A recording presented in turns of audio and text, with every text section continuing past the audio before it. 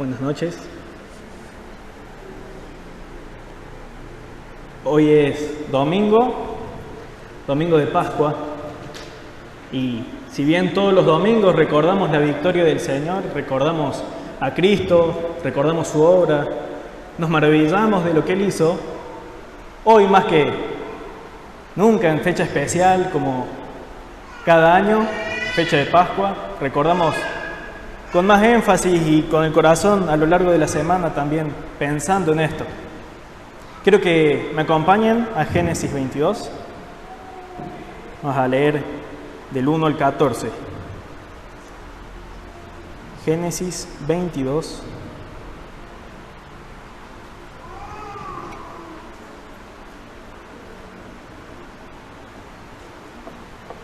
Leo. Versículo 1. Aconteció que después de estas cosas, Dios probó a Abraham y le dijo: Abraham. Y él respondió: aquí estoy.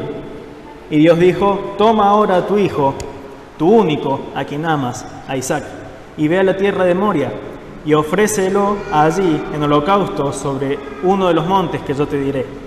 Abraham se levantó muy de mañana, aparejó su asno, y tomó con él a 2 de sus criados y a su hijo Isaac. También partió leña para el holocausto, y se levantó y fue al lugar que Dios le había dicho. Al tercer día alzó Abraham los ojos y vio el lugar de lejos. Entonces Abraham dijo a sus criados: quédense aquí con el asno, y yo y el muchacho iremos hasta allá, adoraremos y volveremos con ustedes. Tomó Abraham la leña del holocausto y la puso sobre Isaac su hijo, y tomó en su mano el fuego y el cuchillo, y los dos iban juntos. Isaac habló a su padre Abraham: Padre mío. Y él respondió: aquí estoy, hijo mío. Aquí están el fuego y la leña, dijo Isaac, pero ¿dónde está el cordero para el holocausto? Y Abraham respondió: Dios proveerá para sí el cordero para el holocausto, hijo mío. Y los dos iban juntos. Llegaron al lugar que Dios le había dicho, y Abraham edificó allí el altar. Arregló la leña, ató a su hijo Isaac y lo puso en el altar sobre la leña. Entonces Abraham extendió su mano y tomó el cuchillo para sacrificar a su hijo. Pero el ángel del Señor lo llamó desde el cielo y dijo: Abraham, Abraham. Y él respondió: aquí estoy. Y el ángel dijo: no extiendas tu mano sobre el muchacho, ni le hagas nada, porque ahora sé que temes a Dios, ya que no me has rehusado tu hijo, tu único. Entonces Abraham alzó los ojos y miró, y vio un carnero detrás de él, trabado por los cuernos en un matorral. Abraham fue, tomó el carnero y lo ofreció en holocausto en lugar de su hijo. Y Abraham llamó a aquel lugar con el nombre de El Señor proveerá. Como se dice hasta hoy, en el monte del Señor se proveerá. Bien. Volvemos a leer los primeros versículos y vamos a notar cómo Dios hace un énfasis en el corazón de Abraham, pidiéndole a su hijo, y le va a repetir. Aconteció que después de estas cosas, Dios probó a Abraham y le dijo: Abraham, y él respondió: aquí estoy. Y Dios dijo: toma ahora tu hijo, tu único, a quien amas, a Isaac, y ve a la tierra de Moria, y ofrécelo allí en holocausto sobre uno de los montes que yo te diré. El Señor hace un énfasis en que el sacrificio iba a ser el hijo único al que Abraham amaba, al que un padre, no me imagino, no soy padre, pero un padre debe amar a su hijo con locura, y acá dice que lo amaba, y hace un énfasis fuerte en eso. Abraham, toma a tu hijo, el único, a quien amas, a Isaac. Abraham quiso.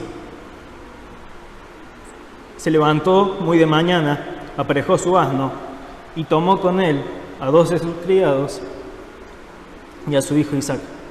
Partió la leña para el holocausto y se levantó y fue al lugar donde Dios había dicho.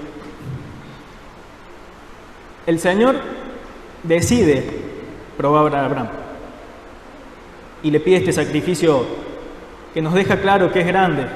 No es sacrifica al asno que te va a acompañar en el viaje.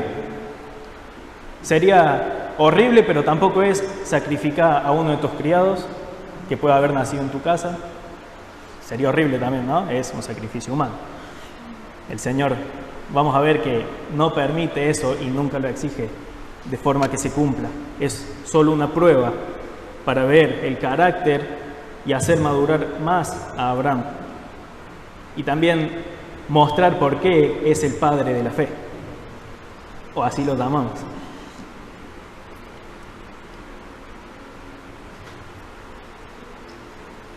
¿Cuál era la particularidad de Isaac?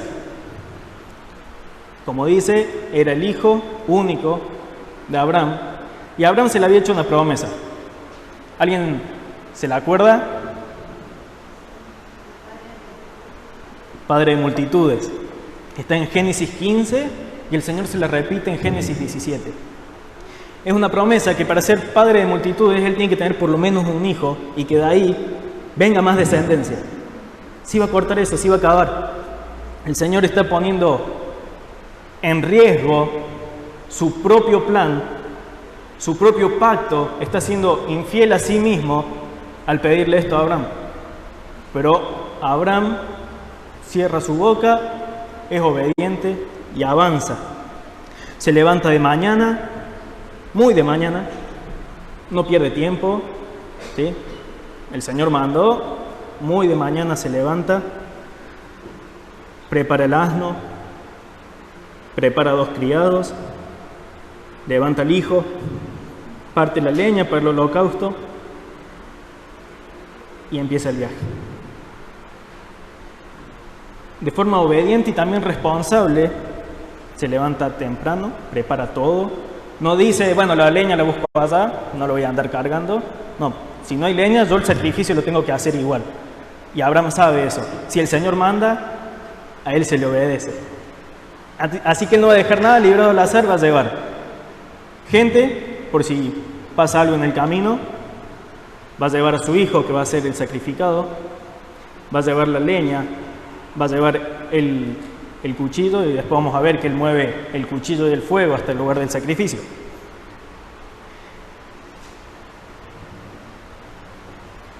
Y van hacia el lugar donde Dios había dicho. Si alguien se acuerda, hay un profeta que el Señor lo manda a un lugar al que él no quería ir. ¿Y qué hace? ¿Va al lugar donde Dios le dijo igual, obediente? No, se quiere ir a Nínive, es Jonás. Se quiere, sí, a Nínive. Y el Señor lo trae de nuevo. Bueno, a Abraham no le hizo falta, Abraham aprendió por las buenas y dijo, el Señor debe ser obedecido. Y así fue. El versículo 4 dice, al tercer día alzó a Abraham los ojos y vio el lugar de lejos. Entonces dijo Abraham a sus criados, quédense aquí con el asno, yo y el muchacho iremos hasta allá, adoraremos y volveremos a ustedes. Tomó Abraham la leña del holocausto y la puso sobre Isaac su hijo. Tomó en su mano el fuego y el cuchillo y los dos iban juntos. Acá está lo que les decía. Incluso estando al pie del monte, o ya cercano al lugar donde iba a ser el sacrificio, les dice a los siervos que se queden, y él lleva la leña, el cuchillo y el fuego. No va, si bien espera que Dios provea un animal para ser sacrificado o un sustituto, el Señor, Abraham también sabe que si Dios lo pidió, como ya dijimos, tiene que ser obedecido. ¿Cuánto duró el viaje? Dice ahí. 3 días. ¿Se imaginan esos 3 días? ¿Habrá pensado Abraham en irse para otro lado? ¿Habrá dicho, Señor, ¿y si sacrifico otro? ¿Y si me sacrifico yo? ¿Se puede? ¿Por qué me está pidiendo esto Dios? No sabemos si él se preguntó eso. Yo creo que en su lugar nos hubiésemos preguntado cosas así. La Biblia no lo dice, así que nos podemos enfocar solamente en que Él es obediente a lo que Dios le manda. Avanza en obediencia, llega hasta el monte. Y esto es imitable.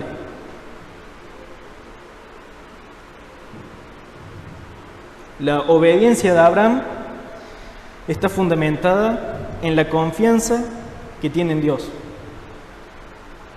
Si el Señor dice, se obedece. Y esta obediencia está fundamentada en una confianza. Y vamos a ver por qué confía Abraham, en quién confía Abraham, por qué está dispuesto a hacer esto. Vamos a ver en los versículos que siguen. El versículo 5,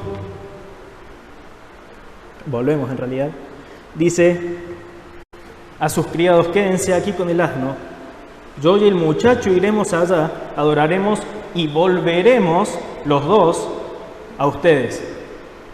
Abraham, por alguna razón, estaba confiado de que los dos iban a volver.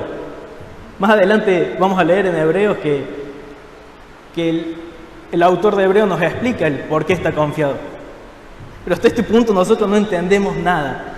¿Por qué dice que van a volver si sabe que él tiene que matar a su hijo? ¿Es cínico? No. Confía en el Señor. Está seguro de que ambos van a volver.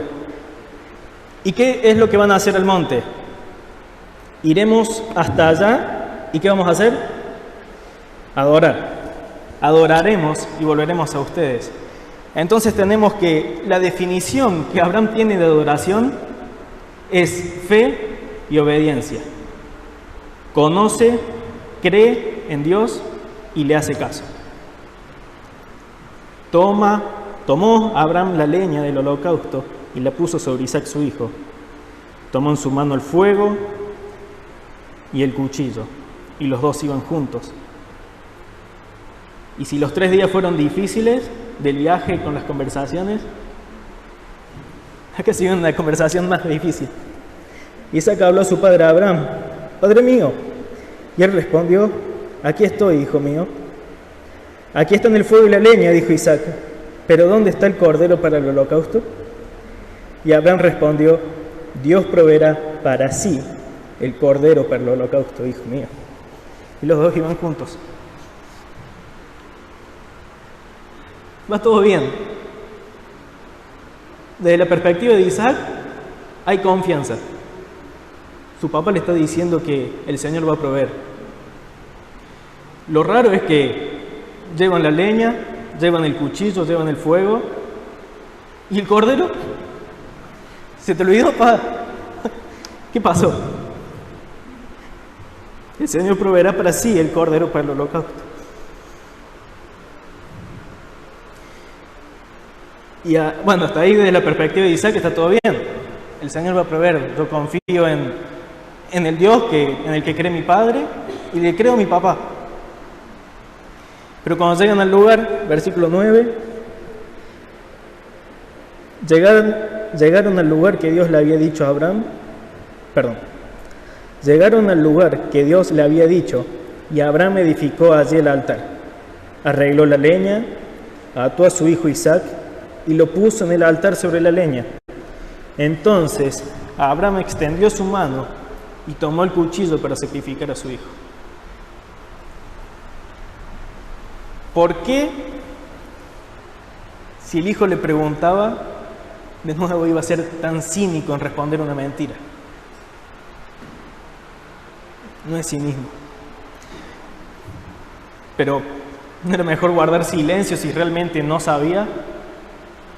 Imagínense en el lugar de Abraham. Te preguntan algo incómodo, no estás seguro. ¿Respondes algo que probablemente sea una mentira o te quedas callado?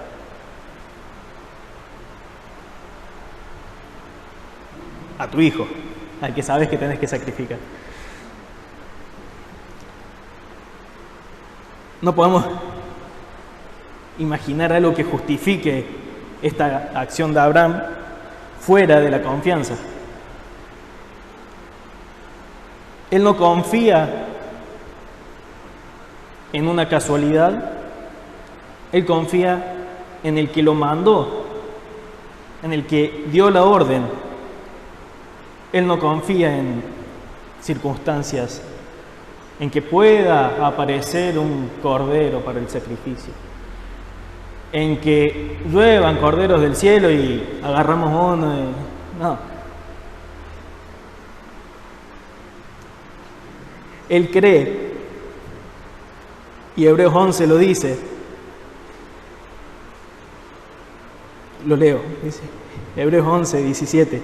Por la fe, Abraham, cuando fue probado, ofreció a Isaac, y el que había recibido las promesas ofrecía a su único hijo. Fue él a quien se le dijo: en Isaac te será llamada descendencia. Hasta acá explica lo mismo que dijimos hace un ratito, ¿sí? Isaac era la pieza clave para la promesa que Dios había hecho a Abraham, el pacto que Dios había hecho con Abraham. Pero Abraham consideró que Dios era poderoso para levantar aún de entre los muertos, de donde también, en sentido figurado, lo volvió a recibir. Abraham creía en quién lo había mandado. Abraham creía en Dios.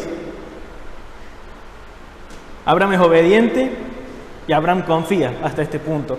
Dos cosas en las que podamos imitar a Abraham como el padre de la fe.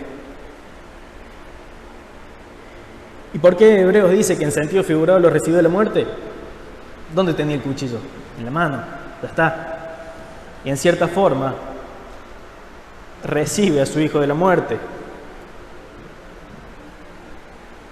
¿Pero por qué decimos eso? Lo que dice el versículo siguiente, ya lo leímos todos juntos antes. Pero el ángel del Señor lo llamó desde el cielo y dijo: Abraham, Abraham. Y él respondió: aquí estoy. Y el ángel dijo: no extiendas tu mano contra el muchacho, ni le hagas nada, porque ahora sé que temes a Dios, ya que no has rehusado tu hijo, tu único. Entonces Abraham alzó los ojos y miró, y vio un carnero detrás de él, trabado con los cuernos en un matorral. Abraham fue, tomó el carnero y lo ofreció en holocausto en lugar de su hijo. Y Abraham llamó a aquel lugar con el nombre de El Señor proveerá. Como se dice hasta hoy, en el monte del Señor se proveerá.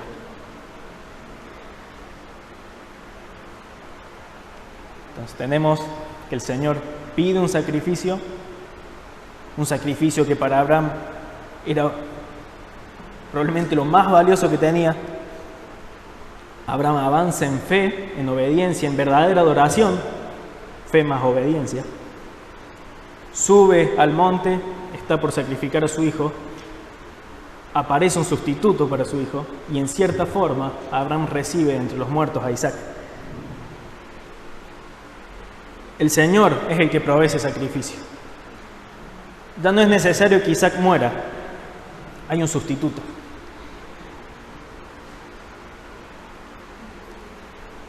No era necesario que Isaac muera, pero era necesario para nosotros un ejemplo de verdadera adoración. Era necesario para nosotros que quede definida de forma implícita en la historia, pero explícita en los corazones, que la adoración es confianza y obediencia, es fe y obediencia. Algo que tenemos que hacer es adorar a Dios de esta forma. Si la adoración es fe y obediencia, y nosotros decimos que vamos a adorar a Dios, ¿qué tenemos que hacer? Tener fe y obedecer. ¿Qué más? Está clarita la cuenta.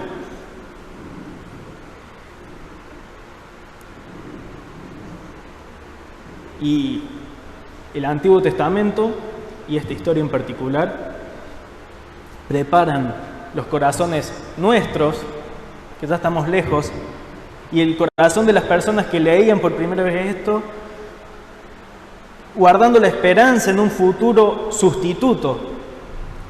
Sabemos que el sistema sacrificial es instaurado, se sacrifican animales cada año en la Pascua, se sacrifican todos los días animales por el pecado del pueblo. Cada uno sacrifica un animal según lo que haya hecho. y eso se va a acabar.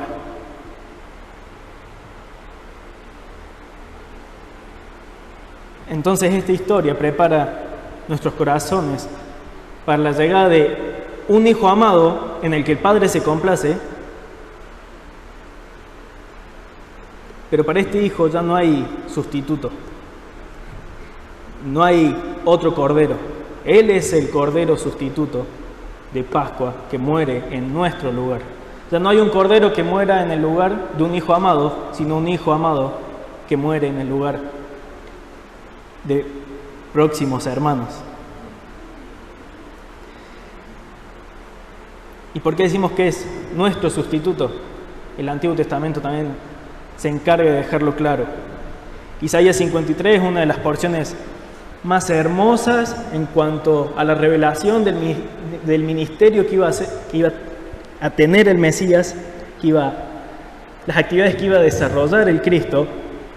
Dice que, pero Él fue herido por nuestras transgresiones, molido por nuestras iniquidades. El castigo por nuestra paz cayó sobre Él, y por sus heridas hemos sido sanados.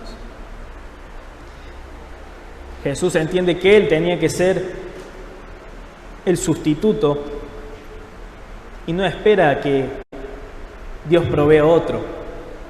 Él voluntariamente se provee como el sacrificio, como el sustituto. Y Jesús lo hace de forma voluntaria, diciendo que nadie me quita la vida, yo la doy de mi propia voluntad, revela el Evangelio según Juan. Tengo autoridad para darla y tengo autoridad para tomarla de nuevo. Y este mandamiento recibí de mi Padre. Un padre tenía que sacrificar un hijo, pero no iba a ser Abraham sacrificando a Isaac. Iba a ser Dios el Padre sacrificando a Dios Hijo, y Dios Hijo completamente de acuerdo con esa decisión. Dios Padre y Dios Hijo están de acuerdo con que el sacrificio sustituto sea Jesús mismo. Y pensamos también, como con Isaac, ¿no hay otra forma? Hebreos 9:22, Romanos 3:25, entre otros, nos dicen que no. Hebreos 9:22 dice, y según la ley, casi todo debe ser purificado con sangre, y sin derramamiento de sangre no hay perdón. Era necesario. No había otra forma, no había otra alternativa, no había un plan B, no había una tangente. Era esto o nada. Romanos 3:25 dice, a quien Dios exhibió públicamente como propiciación por su sangre a través de la fe, como demostración de su justicia. Porque en su tolerancia Dios pasó por alto los pecados cometidos anteriormente para demostrar en este tiempo su justicia. Y acá viene algo hermoso, a fin de que Él sea justo y sea el que justifica al que tiene fe en Jesús. Y si nos preguntamos si no había otra forma, la Biblia deja clara que no. Jesús mismo deja claro que no. Lucas 24, cuando Jesús se encuentra con dos discípulos que van camino a Emaús, los discípulos están tristes diciendo, creímos que era Cristo, pero murió. Y el Señor, sin revelar su persona, estando presente, pero sin mostrar que era el Cristo, dice, ¿no era necesario que el Cristo padeciera todas estas cosas y entrar en su gloria? ¿No era necesario? Y lo está preguntando el mismo que fue sacrificado. Lo está preguntando el mismo que gracias a Dios no quedó en la tumba.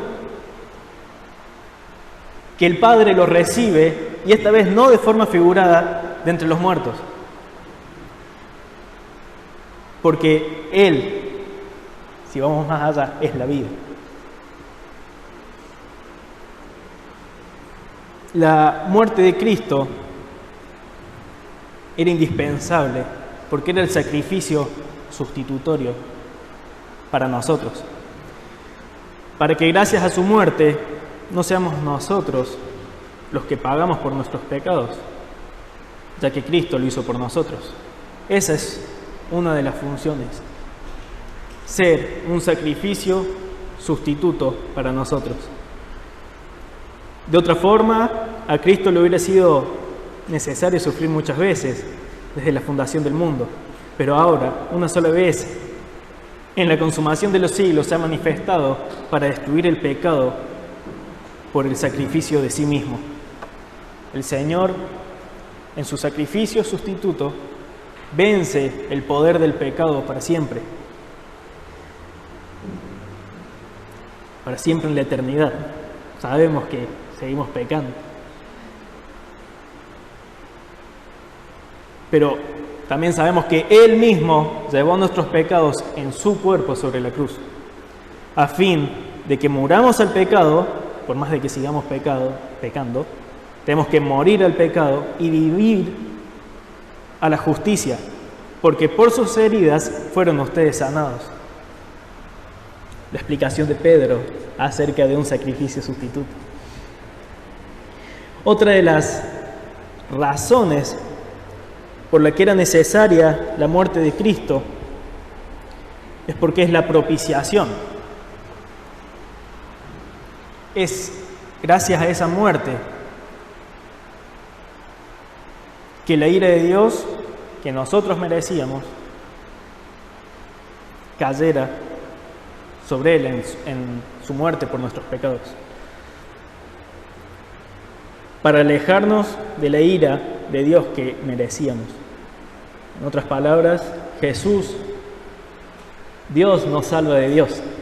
En la salvación somos salvos de la ira de Dios. En esto consiste el amor, no en que nosotros hayamos amado a Dios, sino en que Él nos amó a nosotros y envió a su Hijo como propiciación por nuestros pecados.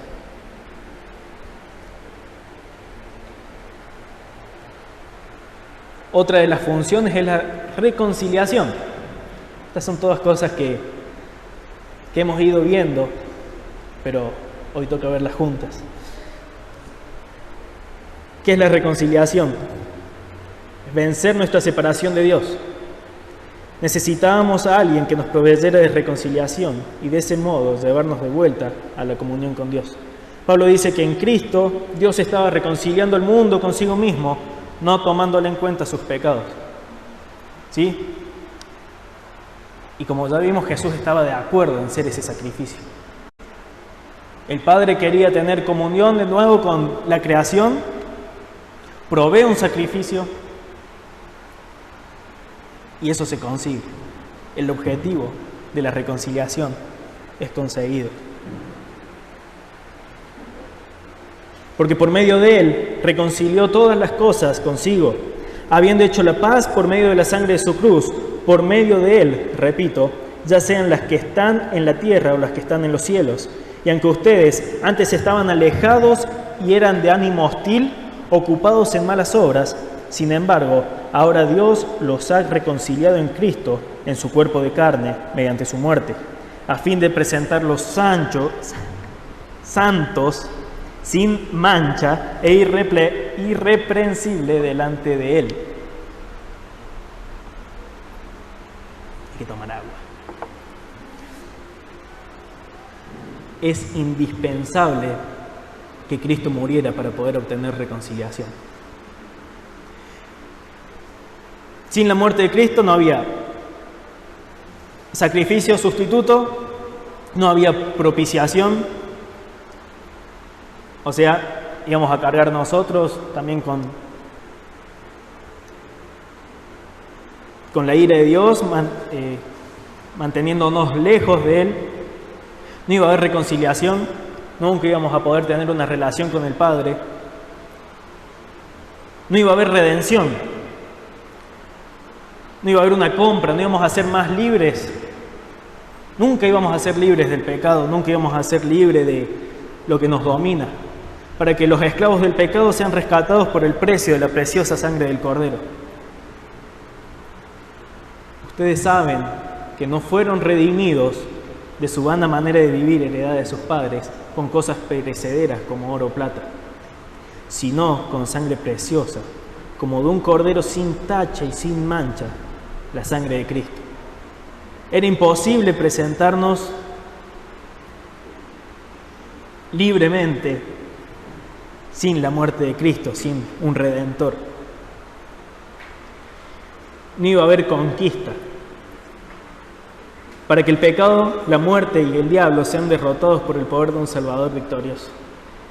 La muerte de Cristo era necesaria para vencer al pecado, la muerte y el diablo.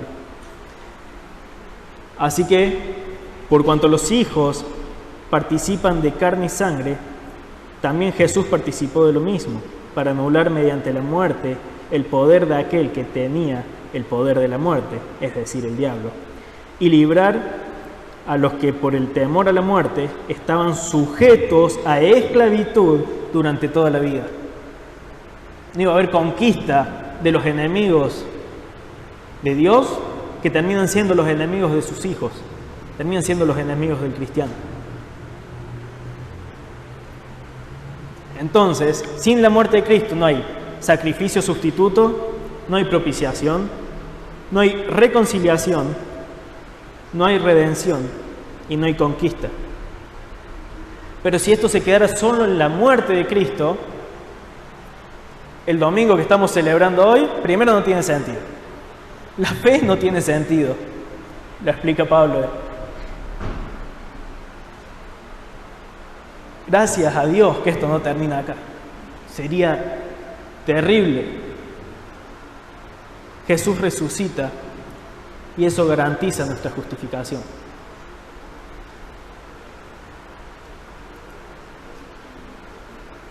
El que fue entregado por causa de nuestras transgresiones y fue resucitado para nuestra justificación.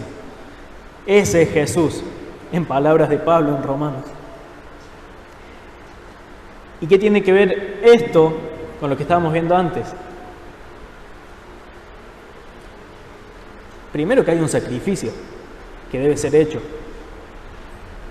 Que sin ese sacrificio, decir que uno es obediente no existe, es mentira.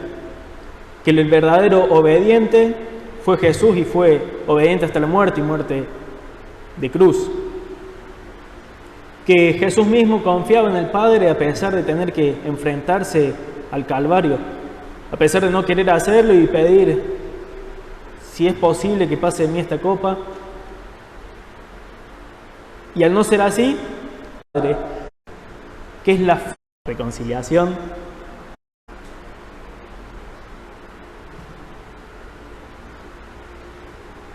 en la que iba a haber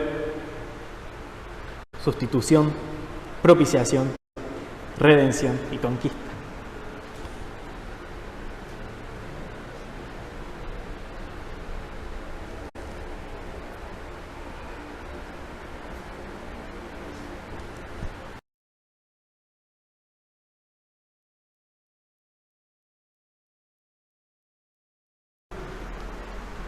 Está de acuerdo con su muerte, con tal de obtener los beneficios en favor nuestro. Él no tenía más beneficios, él no era más Dios por morir y resucitar. Pero decidió regalarnos a nosotros el privilegio de ser llamados hermanos de Él y que Él no se avergüence de hacerlo. Así que es importante que entendamos que de la misma forma que el Señor proveyó para sí mismo un cordero como el sacrificio que Él mismo pidió, Cristo es entregado por el buen plan del Señor para que los que merecemos la muerte tengamos vida. Pero no cualquier vida, sino una vida para aquel que murió y resucitó por nosotros. Jesús es el sacrificio perfecto, el que Dios demandaba y el que Dios proveyó. Él fue el que pagó en nuestro lugar y gracias a eso hoy tenemos acceso al Padre y también tenemos vida eterna, siempre y cuando tengamos fe y obediencia, que son la manifestación de una nueva vida. Y si alguno de los que está acá o de los que escucha después no está en Cristo, qué mejor momento para sumarse a la futura resurrección de los muertos.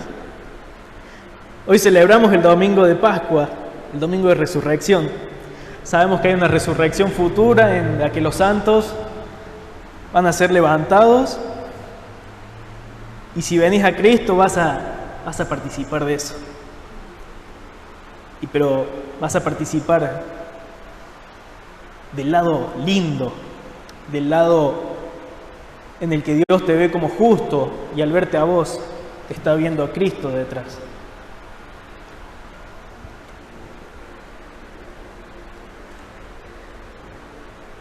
Si no estás en Cristo, arrepentite. Sumate a la resurrección futura. Aprovecha el sacrificio que Dios mismo proveyó al haberlo pedido. Disfruta de ese sustituto, de que Él haya cargado con la ira de Dios, que nos haya reconciliado con el Padre o dado acceso a Él, que nos redime y nos hace libres y que vence lo que nunca nadie pudo vencer. Nadie había podido vencer la muerte. El Señor lo hizo.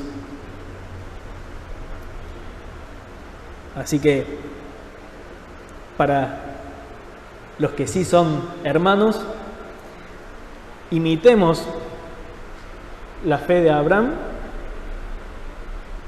y sin duda el ejemplo máximo que es Cristo, el mismo sacrificado. ¿Oramos?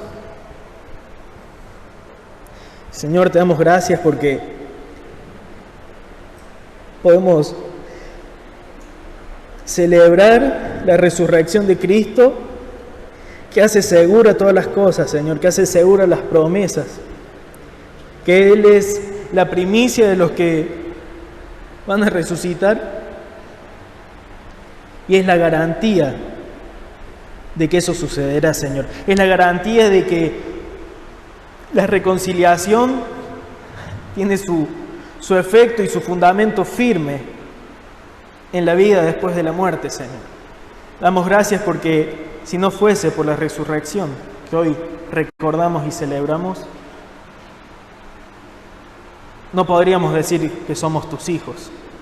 No podríamos confiar en que Jesús es nuestro abogado defensor, que es nuestro hermano mayor.